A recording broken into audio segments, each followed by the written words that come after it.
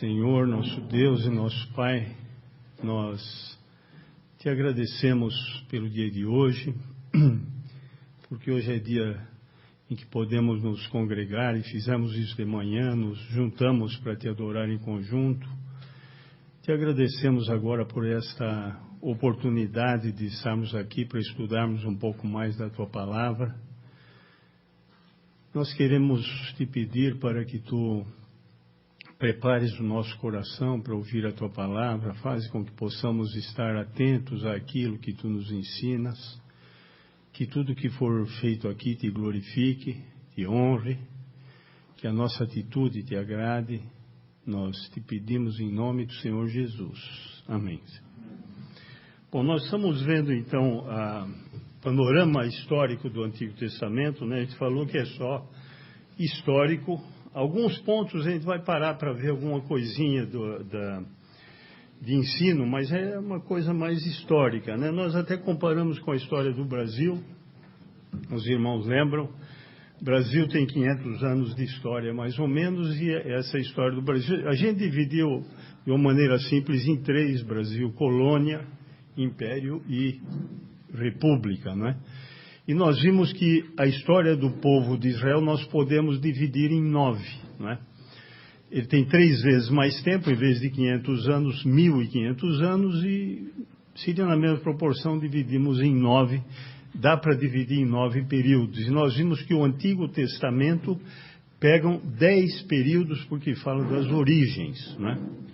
Nós já vimos aqui que os primeiros 11 capítulos de Gênesis falam das origens: criação, queda, o dilúvio e Babel. Do capítulo 12 em diante começa a falar dos patriarcas, começando com Abraão, e aí começa o início da história do povo de Israel, né? O povo de Israel começou com Abraão. Nós vimos que dá para dividir isso em 9 partes, e convém nós sempre recordarmos, né?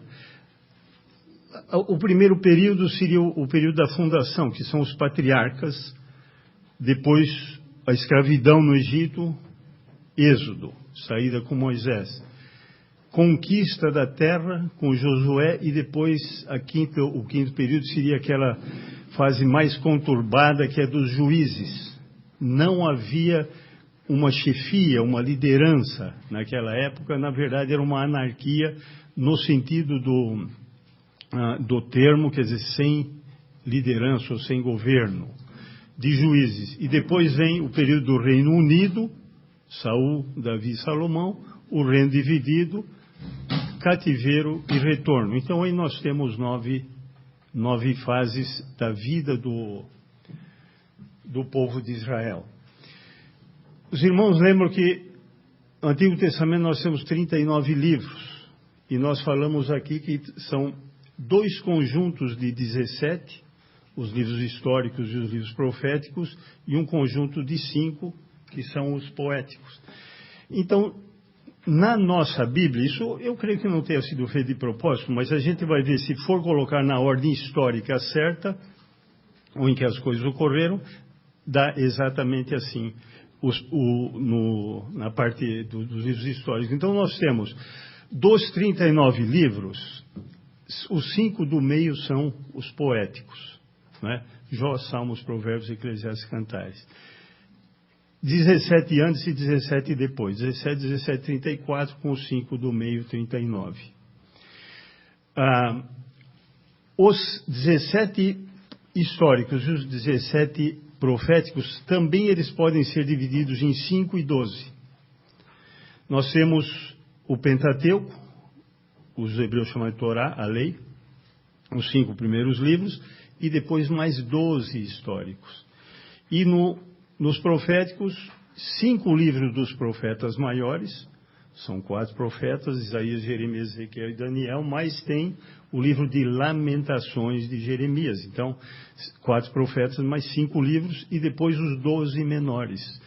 É importante os irmãos terem decorados quais são os 12 menores também, né? Convém aqui a gente começar citar o Antigo Testamento livro por livro para ir decorando. Vão decorando isso aí. Agora a gente não tem prova, não dá para fazer, mas Se nós formos ver o período histórico, que é o que nós estamos abrangendo no curso, são só os 17 primeiros livros, considerando históricos também o Pentateuco, nós vamos ver que há uma simetria também nesses 12.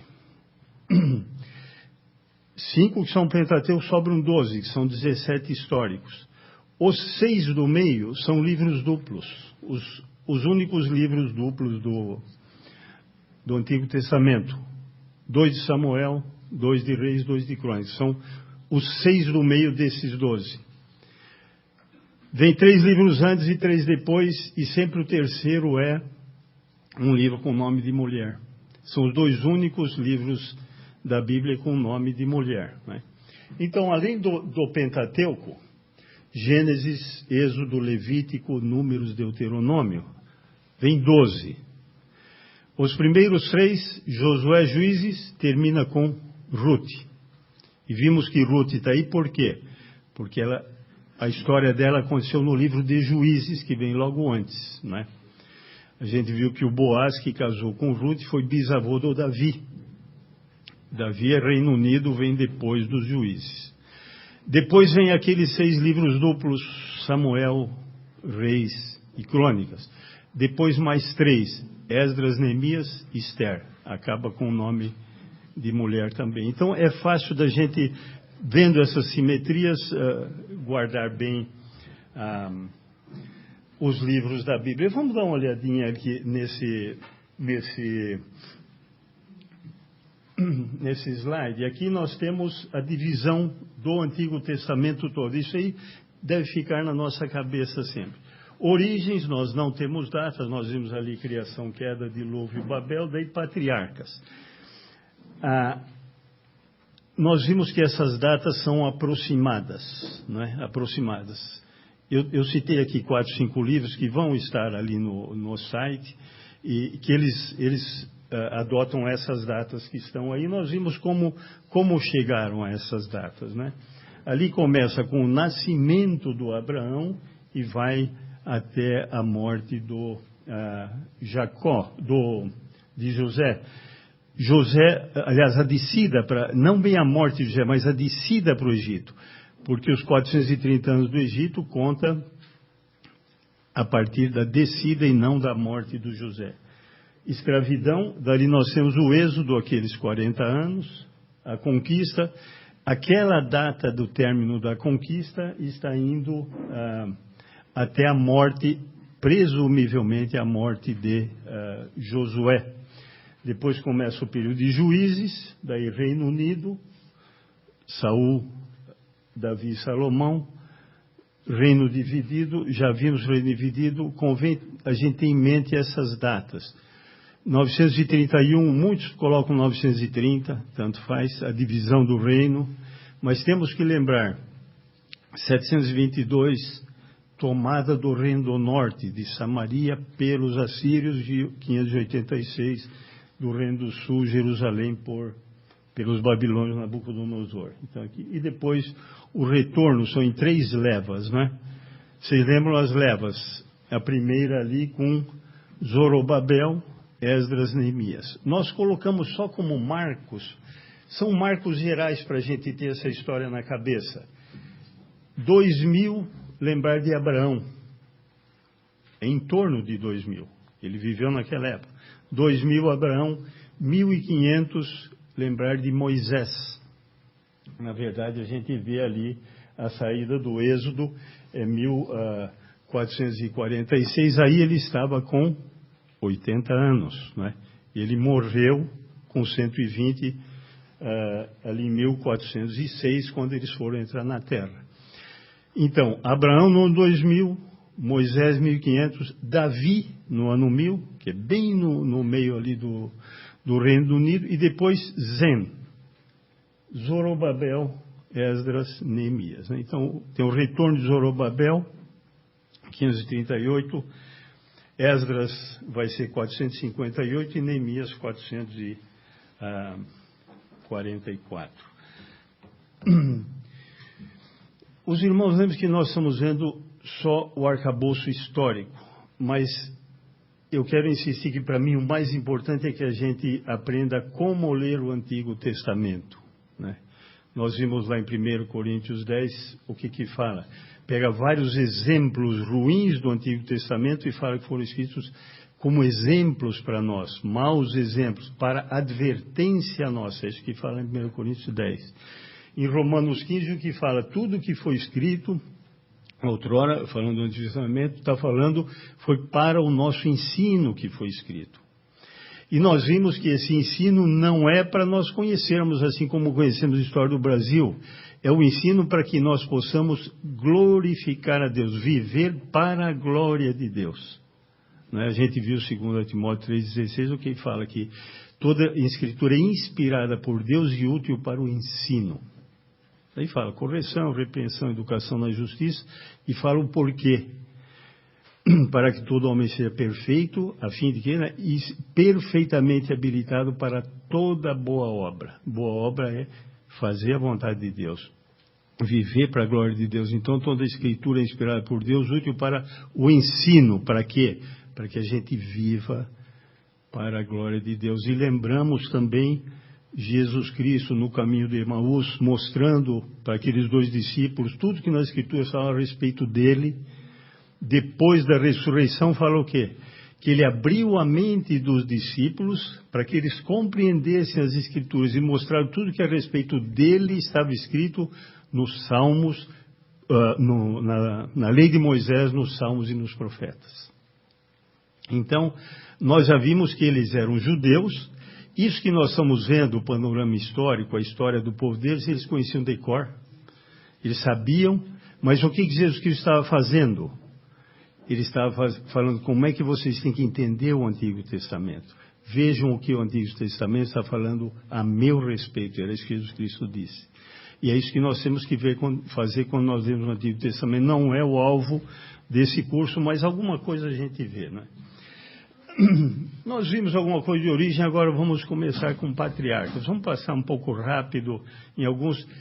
Abraão, vamos abrir em Gênesis 12. A gente viu que os 11 primeiros falam das origens, no 12 fala do Abraão. Abraão, na verdade, é a figura central de Gênesis. Claro que fala de Isaac, de Jacó e de José, a descida para o Egito. Acaba o capítulo com José e o povo todo no Egito. E daí começa com Moisés, Êxodo. Êxodo, Levítico, Números e Deuteronômio, a figura central vai ser Moisés, né? Mas aqui é Abraão. Por que Abraão?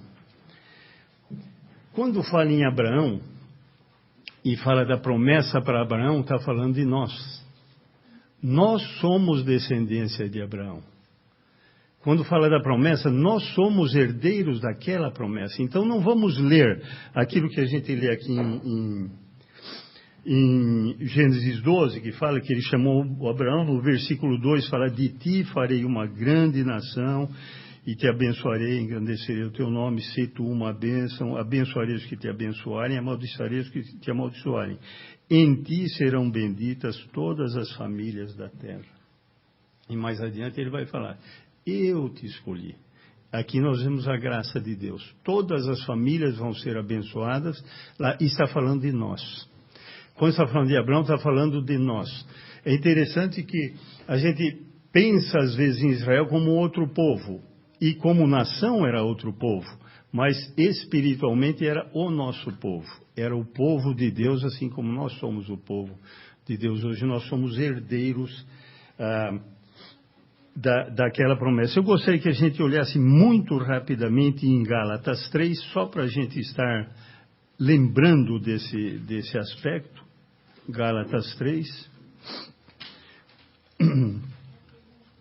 É importante a gente ver aqui, Gálatas 3, o que fala? 3:7. Sabei, pois, que os da fé é que são filhos de Abraão. Está falando de nós. Nós somos filhos de Abraão. Abraão foi nosso pai. Aquela promessa que ele fez lá, nós somos herdeiros. Está falando de nós. De todas as nações da terra ia ter gente, ia ter filhos de Abraão, não é? Aí fala que Deus justificaria por fé os gentios no versículo 9, não é? Ali ele cita, no final do versículo 8, cita aquela promessa: em ti serão abençoados todos os povos. No 9 fala de modo que os da fé são abençoados com o crente Abraão. Nós fomos abençoados com o crente Abraão, lá atrás, faz 4.000 anos, não é? E lá atrás nós fomos abençoados com ele. Essa promessa é para nós. Se a gente der uma olhadinha em Romanos capítulo 4, vai falar também disso. Estou passando bem rapidamente, não é? Romanos capítulo 4 fala bastante sobre Abraão, não é? E fala da promessa. Olha no versículo 16. Essa é a razão porque provém da fé, está falando da salvação, para que seja segundo a graça, a fim de que seja firme a promessa para toda a sua descendência. Aquela promessa era para nós, não é? Aqui ele continua falando em Abraão. Abraão, no 18, esperando contra a esperança, creu, não é? E continua sempre falando do Abraão o tempo todo, não é? E é interessante no versículo 24. No versículo 22 fala: pelo que isso lhe foi também imputado para a justiça. A fé de Abraão é que foi considerada, levada em conta para a sua justificação, não é? E o que fala no continuação no 23? Não somente por causa dele está escrito que lhe foi levado em conta, mas também por nossa causa, posto que a nós igualmente nos será imputado, a saber, a nós que cremos naquele que ressuscitou dentre os mortos, a Jesus nosso Senhor. Abraão creu, isso foi considerado, foi levado em conta para a justiça. Está falando a mesma coisa para nós. Aquilo que falou para Abraão, falou para nós.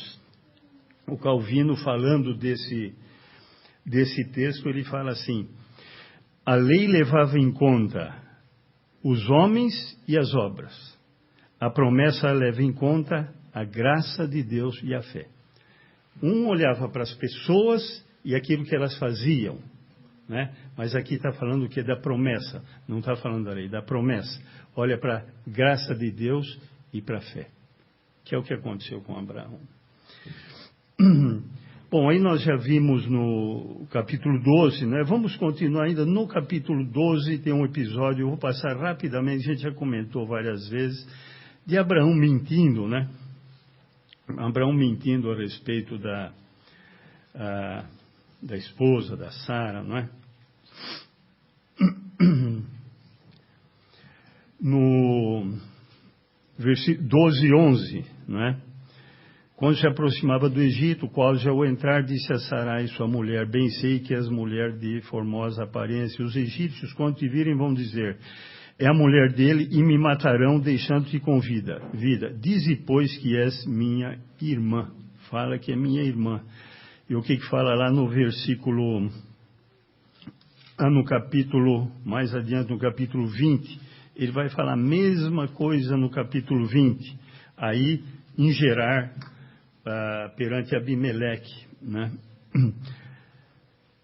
O Abimeleque falou com Abraão no versículo 2. Por que disse Abraão de Sara, sua mulher? O Abraão falando: ela é minha irmã. Assim, pois, Abimeleque, rei de Gerar, mandou buscá-la. Deus, porém, veio Abimeleque em sonhos de noite e lhe disse: vai ser punido de morte por causa da mulher que tomaste, porque ela tem marido. Daí o Abimeleque ficou zangado com Abraão. E ele dá explicação lá no versículo 12, o 20 e 12. Ele está explicando por que ele falou: por outro lado, ela de fato é também minha irmã, filha de meu pai e não de minha mãe, e veio a ser minha mulher. É interessante, né? Então ela também era filha do Terá, que era o pai de Abraão. Mas em outro lugar não fala, ele é que fala aqui. Ela era meia-irmã. A gente precisa prestar atenção em algumas coisas, faz parte da revelação progressiva, né? A gente vê coisas acontecendo e fala: não, mas isso não era proibido. Foi proibido depois, né? Aqui, por exemplo, a gente vê esse caso aqui de casar com a irmã. Se a gente for um pouquinho, só como curiosidade, antes de chegar lá, vamos ver, assim eu mostro os dois casos juntos, Êxodo 6, Êxodo 6 falando do Anrão, eu vou ler Êxodo 6, 20. Anrão tomou por mulher a Joquebede, sua tia. Então tem o caso do Abraão, que casou com a Sara, que era meia-irmã. O Anrão casou com a Joquebede, que era tia dele. Isso aí aconteceu quando? Aconteceu antes da lei. Aqui, por exemplo, no ano 2000, quer dizer, 500 anos antes. Aqui está falando do Abraão, do Isaac, 1900 e alguma coisa. O que fala lá em Levítico? Aí já é a lei, Levítico 18. O que está falando? Vai proibir essas duas práticas, né?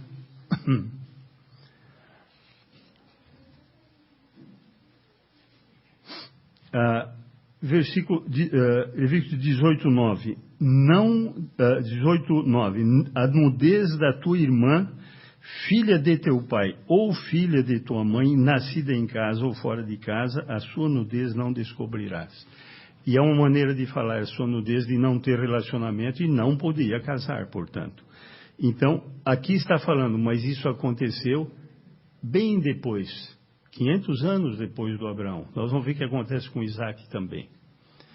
Então, é revelação progressiva que nós podemos ver aí. Mesma coisa daqui, o versículo 14. A nudez do irmão de teu pai, quer dizer, do teu tio, não descobrirás.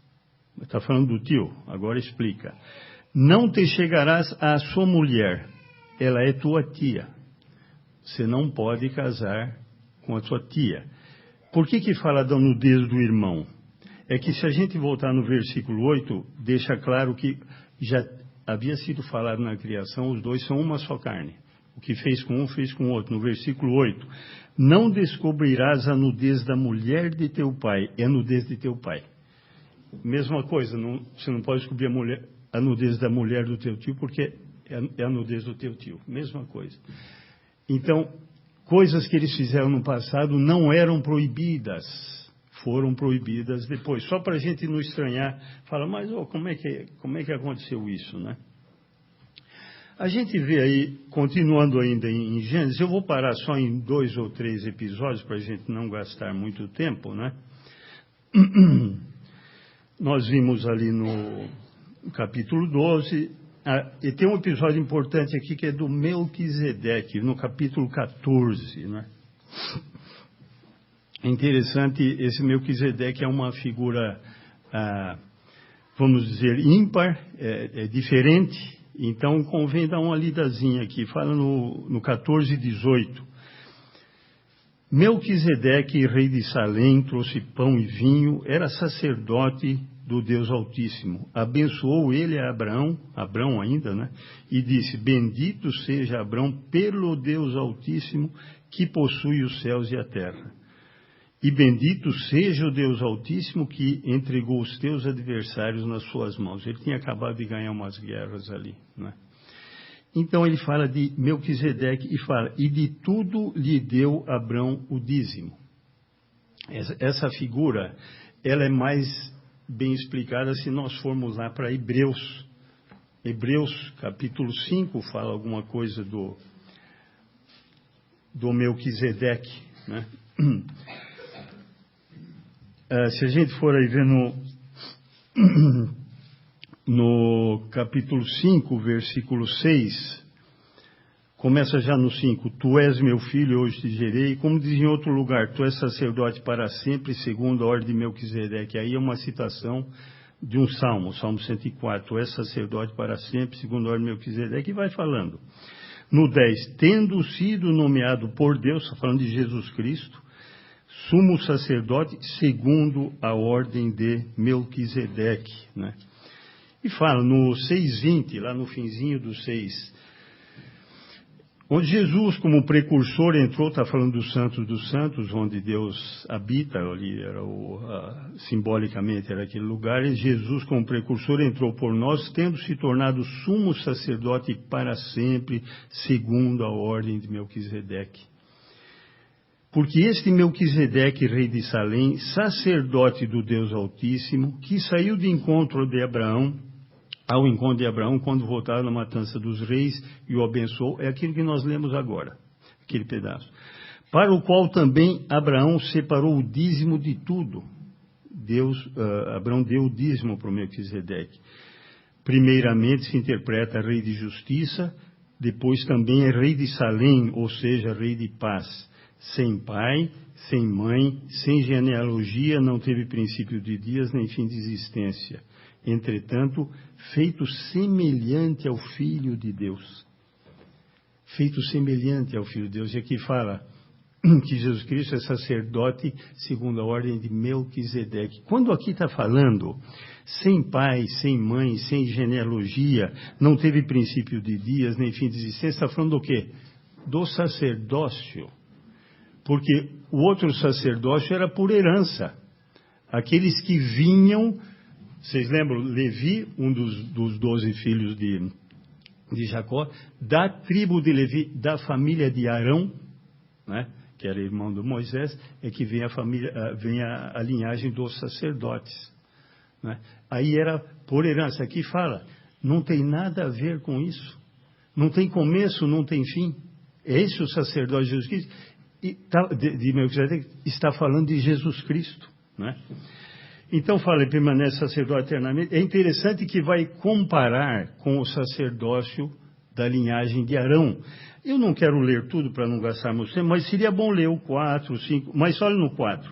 Fala que Abraão pagou o dízimo. Lembra isso aí.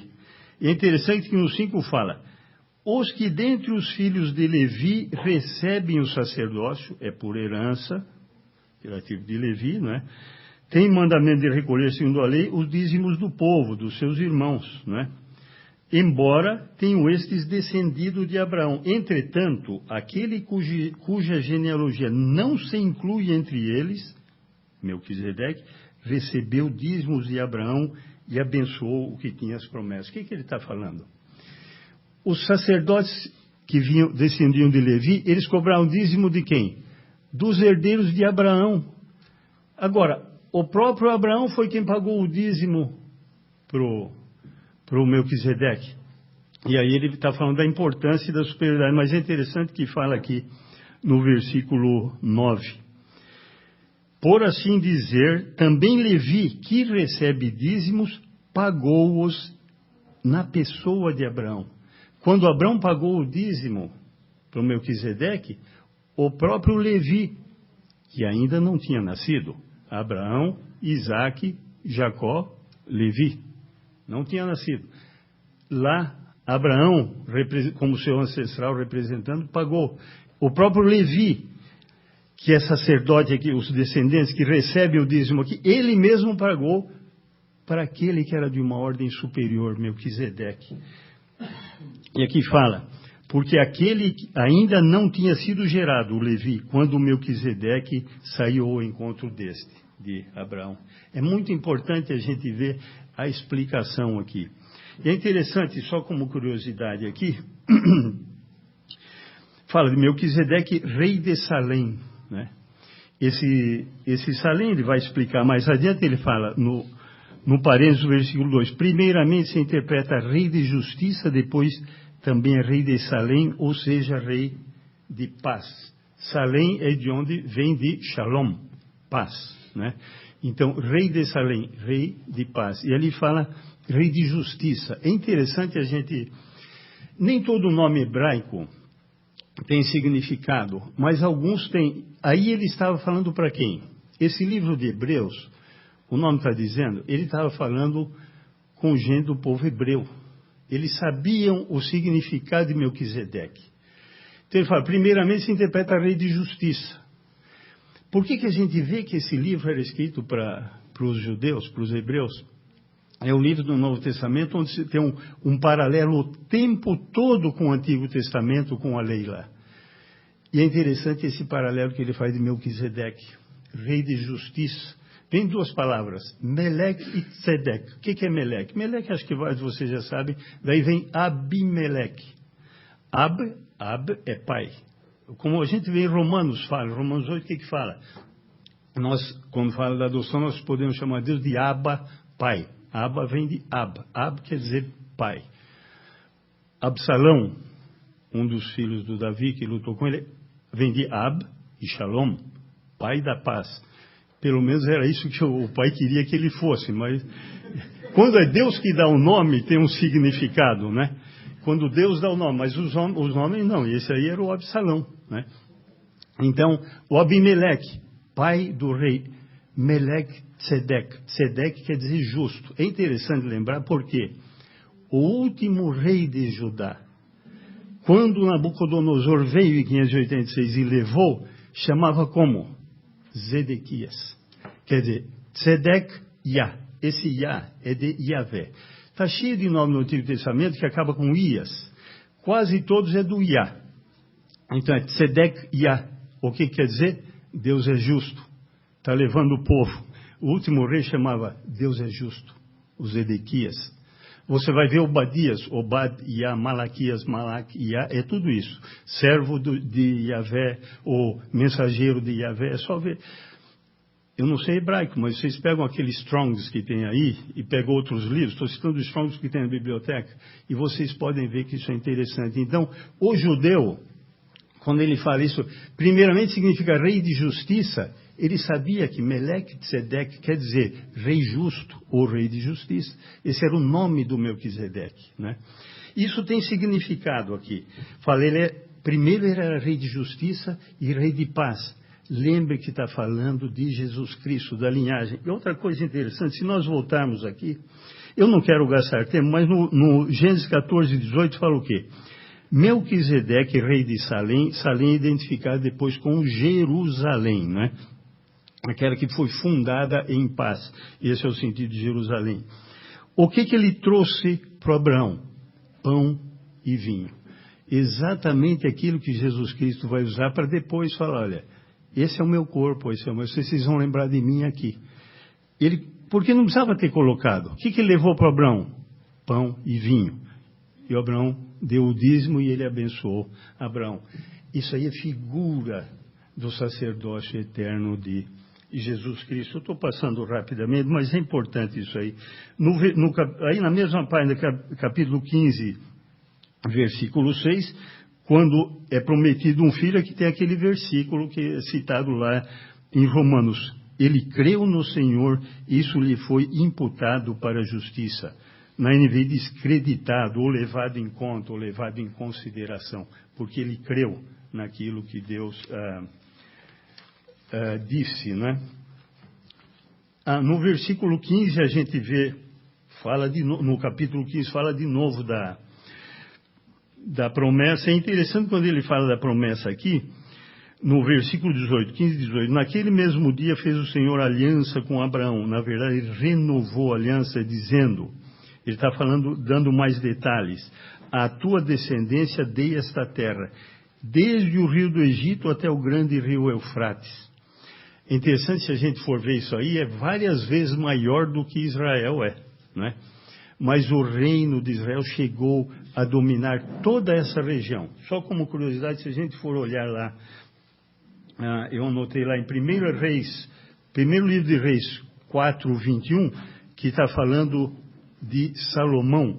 Primeiro Reis 4:21. Se os irmãos não quiserem abrir, eu leio aqui rapidamente. Falando de Salomão. 1 Reis 4:21, dominava Salomão sobre todos os reinos, desde o Eufrates até a terra dos filisteus e até a fronteira do Egito. Aquilo que Deus falou aqui, ele cumpriu lá adiante com Salomão. Depois o reino encolheu de novo, mas chegou a ser desse tamanho que Deus havia colocado aqui. Uma coisa importante, logo embaixo a gente vê falando de Sara e de Agar. É interessante, fala de Sara e de Agar, os irmãos acho que lembram tudo. O que fala lá em Gálatas? São duas alianças. A gente lê aqui só como se fosse uma história. Ah, Abraão não tinha filho, então tinha... Vamos abrir lá em Gálatas. Eu acho que vale a pena abrir em Gálatas capítulo 4. Só vou ler 1 ou 2 versículos, porque o que eu estou chamando a atenção é que não é para ler aquilo e só ficar na história. O que Deus estava querendo dizer com aquilo? A explicação, aí é que a gente vê claramente a revelação progressiva. A explicação está aqui, a gente falando da Sara e da Agar, no versículo 4, 23, da escrava. Olha lá, no versículo 22. Pois está escrito que Abraão teve 2 filhos, um da mulher escrava, que era Agar, e outro da livre, que era Sara. Mas o da escrava nasceu segundo a carne. Decisão deles, dos pais, nasceu segundo a carne. O da livre, mediante a promessa. Ela não pode ter filho, eu estou prometendo, eu estou dizendo que vai... Não foi decisão de vocês, foi decisão minha. Estas coisas são alegóricas, porque estas mulheres são 2 alianças. Então ele fala, a mesma coisa que o Calvino falou, o que vem da lei, o que vem da promessa. Uma olha para o homem e para aquilo que ele faz, que foi o caso que aconteceu no caso da Agar. O outro olha para quê? Para a graça de Deus e para a fé. Eu prometo, creu Abraão, e isso foi imputado como justiça, né? Aí muda o nome de Abraão, aí quando Deus muda o nome tem sentido, né? Mudou o nome de Abraão, mudou o nome da Sara, nós não vamos parar. Aqui tem aquele episódio que o Valdir leu hoje, até eu pensei em cancelar a aula, porque o Valdir falou tudo sobre panorama histórico do Antigo Testamento, aí falando no 18, aquele caso de Sodoma e Gomorra, que o Valdir falou hoje de manhã. Se tiver 50, aí nós vemos a misericórdia de Deus. Se tiver 50... Não destruiu 45, e foi indo, insistindo, até que chegou 20, só vou falar a última vez, pode. Se tiver 10, destrói? Não. Quer dizer, a misericórdia de Deus, por isso que nós vemos que hoje a gente vê como é que Deus deixa acontecer tanta coisa e não joga fogo nessa cidade aí ou nesse lugar. Aqui, quantos saíram? 4. Foi oferecido para 6. Ele falou, fala com os genros também. O que os genros falaram? Está brincando. Fogo? Está brincando. Ficaram. Saíram só as 2 filhas, o Ló e a esposa. 4. E ele não destruiu por causa disso. Precisamos tomar cuidado para não ir para o outro lado. Quando o furacão Katrina destruiu Nova Orleans, em português... O que acontece? Está vendo? A cidade do pecado e destruir. Quer dizer, provavelmente não tinha nem 4 lá. Não tem nada disso. Não vamos agora acontecer uma coisa, nós vamos dizer que aquilo aconteceu porque é um julgamento de Deus. Nada disso. O que ele está mostrando aqui é misericórdia. Isso nós podemos ver lugares que nós acharíamos que deveriam ser destruídos e não são. Deus deveria fazer alguma coisa porque isso está acontecendo e não é. Ele sabe por quê. Ele sabe. E o Juliano já levantou várias vezes aqui. Às vezes você tem um filho de um assassino, de um criminoso, um estuprador, mas ele é eleito. Um filho ou um neto. Calma. Então vamos com cuidado, porque como Deus está fazendo as coisas. Às vezes ele deixa coisas acontecer porque nós não sabemos o que vem depois. Muita coisa a gente acha que ele deveria estar fazendo justiça, pelo menos aos nossos olhos agora, e não está aos nossos olhos, porque ele tem um propósito. Aí a gente vê a misericórdia de Deus. Daí no 21 ele fala do Isaac, do nascimento de Isaac. Só chamar a atenção rapidamente para o 22, porque esse é muito básico. Deus prova a Abraão, ele pede para Abraão sacrificar o Isaac. No versículo 2, toma teu filho, Gênesis 22, 2. Teu único filho, Isaque, a quem amas, e vai-te à terra de Moriá, oferece-o ali em holocausto. Era o único filho dele?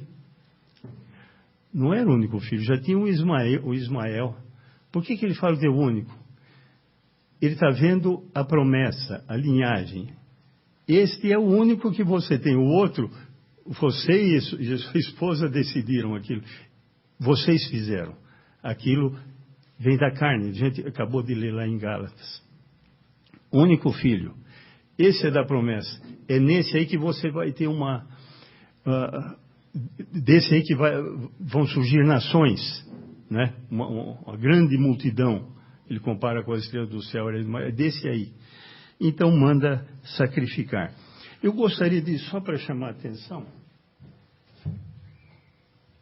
ler uma coisinha aqui, que às vezes passa desapercebido, mas eu acho que vale a pena a gente...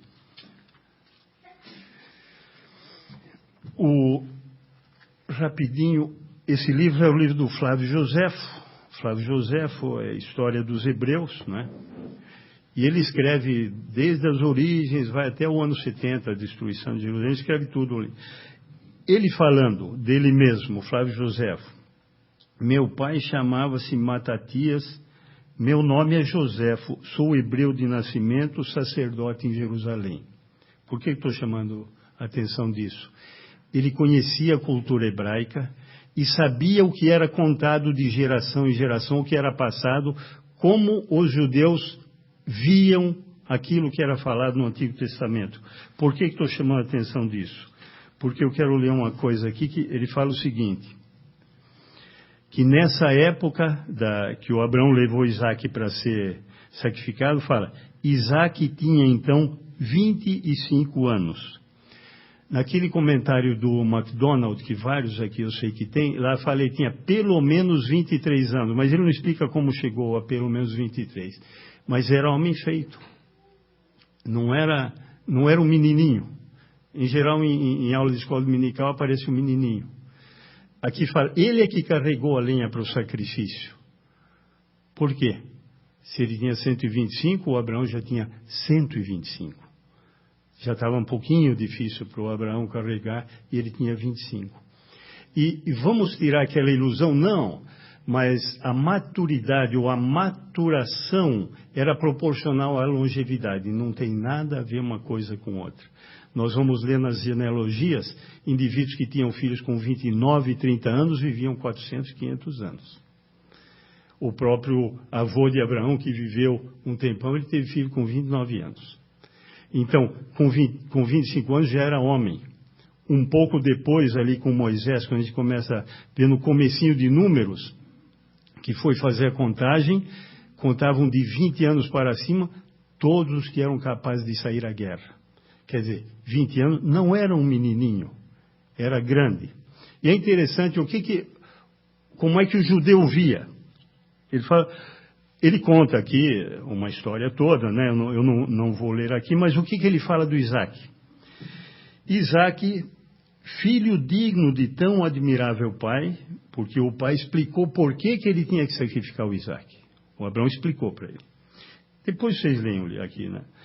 Escutou essas palavras, não somente sem se admirar, mas até com alegria, e respondeu-lhe que ele teria sido indigno de nascer se recusasse a obedecer à vontade de seu pai, principalmente quando ela estava de acordo com a vontade de Deus. Assim sendo, colocou-se ele mesmo sobre o altar para ser imolado. Então, por que é importante nós observarmos isso? Porque essa história tem vários paralelos depois com Jesus Cristo. Quer dizer, o pai realmente se dispondo a matar o filho, aí ele só se dispôs, não concretizou mais o que aconteceu com Deus. O filho se dispondo a morrer, a gente não lê na história lá que o Abraão teve que lutar com ele para conseguir amarrar. E provavelmente teria sido o contrário se fosse na força. E não, de acordo com o que viu o Isaac, ele foi e se colocou. A Bíblia não fala, por isso que eu estou citando que é do Flávio Joséfo, embora ele tenha a tradição do povo judeu. Só isso. Não está falando. Mas essa disposição, a substituição, na hora de sacrificar o Isaac, o que Deus fala? Não faz nada, não encosta. Eu estou providenciando um substituto, eu estou dando o animal que vai ser imolado. E as comparações com isso. Então não vamos ler só como uma historinha e falar, puxa, mas como o Abrão era corajoso, ou era valente, ou era obediente. Isso é uma parte. O que a história está dizendo é muito mais, por isso que é importante a gente ver e comparar com o que diz o Novo Testamento. No capítulo 25, aí nós não vamos entrar em detalhe, mas a gente já conhece a história do nascimento de Isaac, de Jacó e Esaú, e aí já está falando aquilo que é citado lá em Romanos 9. Aqui fala no versículo 23, né? Fala que ela consultou o Senhor, no 23 fala, 25, 23 de Gênesis. Respondeu-lhe o Senhor: 2 nações há no teu ventre, 2 povos nascidos de ti se dividirão. Um povo será mais forte que o outro, e o mais velho servirá o mais moço. Então, já estava dito. É interessante, isso é explicado em mais detalhe em Romanos 9. No fundo, Deus está falando: eu sou o oleiro, vocês são o barro, eu faço aquilo que eu acho que deve ser feito. Eu é que decido, e vocês não têm que me questionar sobre isso. É o que está falando aqui: o mais velho servirá. E lá fala, eles não tinham nem nascido, não tinham feito nada. Mas o mais velho vai servir o mais novo. E aqui a gente vê o Esaú vendendo a sua primogenitura, não é? No capítulo 25 mesmo fala, 25, 29. Tinha Jacó feito um cozinhado, quando esmorecido veio do campo Esaú lhe disse: peço-te que me deixes comer um pouco desse cozinhado vermelho, pois estou esmorecido. Daí chamar-se Edom. Edom quer dizer vermelho, né? Alguns dizem que não é só por causa disso, é porque ele era ruivo também. Se a gente for ler lá em cima, no versículo 25, saiu o primeiro ruivo, todo revestido de pelo, por isso lhe chamaram Esaú, né? Mesma coisa, quer dizer, esse vermelho. Mas aqui diz que é por causa do cozinhado. Era um cozinhado de lentilhas. Se nós formos ver no versículo 34, fala que era um cozinhado de lentilhas. E o que fez então o Jacó no 31? Vende-me primeiro o teu direito de primogenitura. Quer dizer, você quer que eu te... Está morrendo de fome, eu te dou isso aqui, mas eu tenho o direito de primogenitura. Eram muitos os direitos do primogênito. Não só a herança, mas a própria herança do nome, a linhagem era muito importante. E é interessante que lá em Hebreus 12, nós vamos ver, lá está falando do Esaú, e fala que ele era profano. Profano. E a ideia é essa: o indivíduo que dá mais importância às coisas materiais do que às coisas espirituais. Mais importância àquilo que se vê do que àquilo que se não vê. É assim que a Bíblia chama o Esaú. Porque, olha, eu estou com fome, então me dá, fica, você é o primogênito, tá bom, me dá a lentilha. Foi isso que aconteceu. Malandragem do Jacó, isso não estou justificando o Jacó, mas o que a Bíblia fala do Esaú? Profano, impuro e profano. Eu não vou abrir lá só para... Mas é Hebreus também, está falando com gente que conhecia a história, não é? Aqui é interessante, só como curiosidade, no 26, a mesma coisa que veja a importância do que o pai faz, né? Mesma coisa que o Abraão fez, o Isaac fez no 26, 6. Isaac, pois, ficou em Gerar. Perguntando-lhe os homens daquele lugar a respeito de sua mulher, disse: é minha irmã. Claro, olha, eles querem ficar com isso. E se eu digo que é minha mulher, eles me matam para ficar com ela, então é minha irmã. E essa não era nem meia-irmã, né? O Abraão ainda tinha uma desculpa, falar uma meia-verdade, a gente sabe que é uma mentira completa, meia-verdade, mas esse nem desculpa tinha, nem desculpa. Mas meu pai fez, eu também faço. Os dois estavam errados, né? Daí vem a bênção de Isaac, de Jacó e Esaú. Esse aí foi terrível, né? A gente sabe o que aconteceu, né? Se você pudesse passar aquele... Pode passar aquele grande do Abraão mesmo, que esse que você fez essa semana. Aquele do Abraão, lembra? Esse aqui. Bom, não era esse, mas tudo bem. É que tem um outro... Não, mas... Não. Do Isaac, aquele lá é melhor. Mas eu queria falar uma coisa sobre esse slide aí. Só para ser justo, né? Pelo menos de vez em quando. Eu, segunda-feira de manhã, fui lá ver no computador e tinha esse slide aí que o João me mandou. E eu fui olhar, quando ele mandou, domingo às 11 da noite. Fiquei com vergonha. Eu estava dormindo e ele estava trabalhando. Domingo às 11 da noite. Só para ser justo, porque às vezes eu pego no pé dele, mas domingo passado às 11 ele estava trabalhando para fazer isso aqui. Era esse slide. Mas é o outro que eu queria ver. Se vocês... Calma. O outro hoje já estava pronto. Aqui só aparece o Isaac, Jacó e José, né? É porque ali nós podemos ver que quando foi dada a bênção, o Isaac tinha 130 anos. Porque aqui fala que ele tinha dificuldade, ele não enxergava direito, né? Deve ser isso aí. Isso, olha aqui. O Esaú e Jacó, lá em cima a bênção de Esaú e Jacó, 130 anos. Eles nasceram quando Isaac tinha 60, não é? E foram abençoados quando o Isaac tinha 130 anos. Por isso que ele foi enganado, não é? O que acontece aqui no 27 e 18?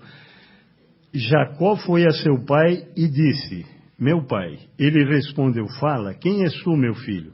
Respondeu Jacó a seu pai: sou Esaú, teu primogênito. E a gente sabe toda a malandragem que ele e a mãe aprontaram para enganar o pai.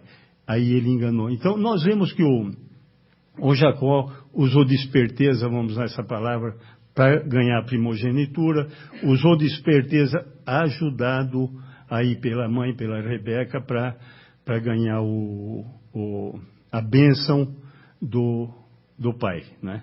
Do Isaac. E tem esses dois episódios. Eu gostaria de falar o seguinte: nós vamos distribuir várias folhas hoje, né?